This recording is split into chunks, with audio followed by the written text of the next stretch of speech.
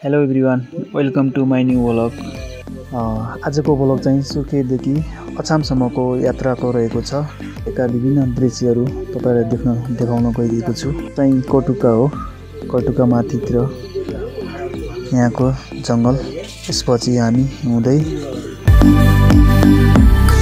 यो माथि रहेको लोडुङसरमा रहेको बादी बस्तीको समुदायको हो। यसै क्रममा हामी अब यहाँ पुल तर्ने क्रममा छौं। यो चाहिँ कर्णाली राजमार्ग अन्तर्गतको डुङ्गेश्वरको पुल हो। यो चाहिँ डुङ्गेश्वर बजार। अब हामी यो डुङ्गेश्वर बजार क्रस गर्दै छौं। एकछिन यो डुङ्गेश्वर बजार क्रस गरिसकेपछि हाम्रो यात्रा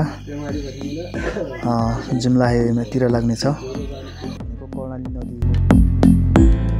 यो ठाउँ भनेको पर्यटकहरूको लागि धेरै राम्रो ठाउँ छ।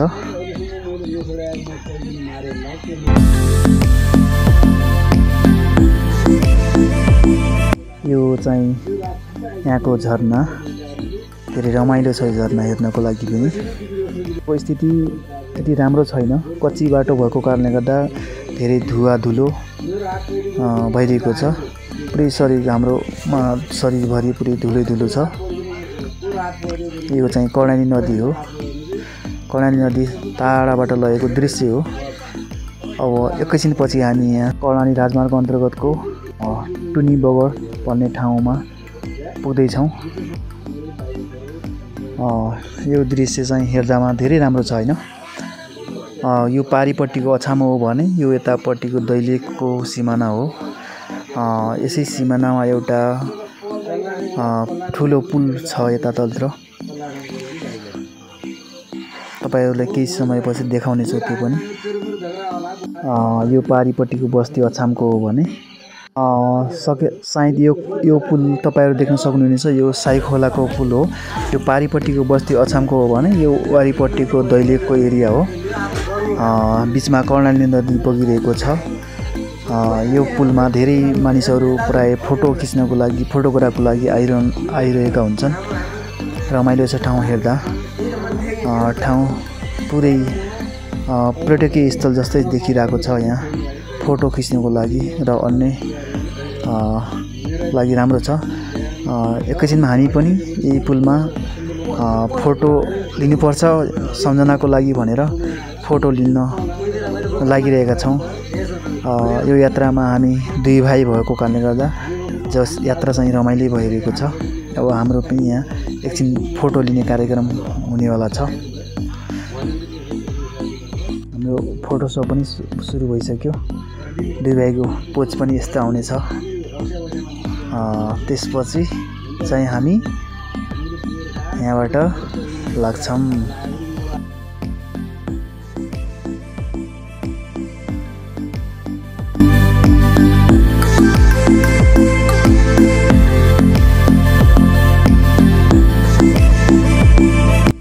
साह्रै घुम्नको लागि यो ठाउँ धेरै राम्रो ठाउँ हो। तपाईहरुलाई पनि यो ठाउँ घुम्न मन छ यदि भने कृपया एकछिन भिजिट गर्नुहोला।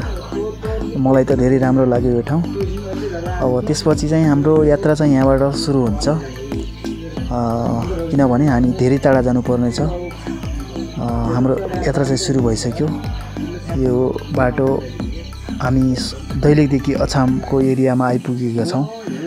अनि यो एरिया शान्त छ। यहाँ तपाईहरु हेर्न सक्नुहुन्छ गाडी कुनै पनि गाडी छैन, केही छैन। पुरै हामी मात्रै छौँ सायद बाटोमा। एकदम शान्त एरिया हो। यस्तै बाटो पाइसकेपछि हामी पनि के छ त हाम्रो स्पिड पनि अलि बढ्छ।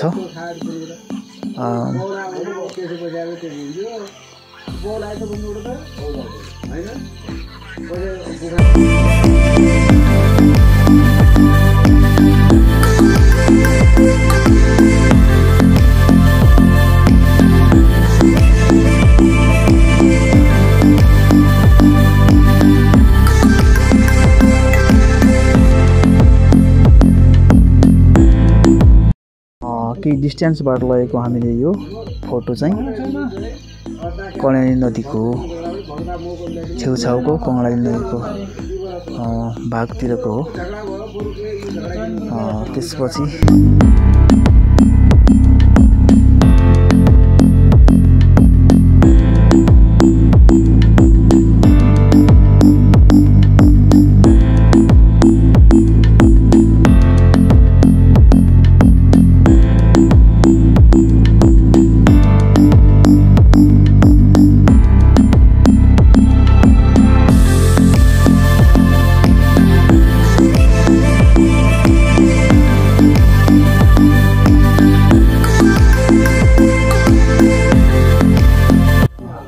हामी अछाम प्रवेश गरिसकेका छौँ।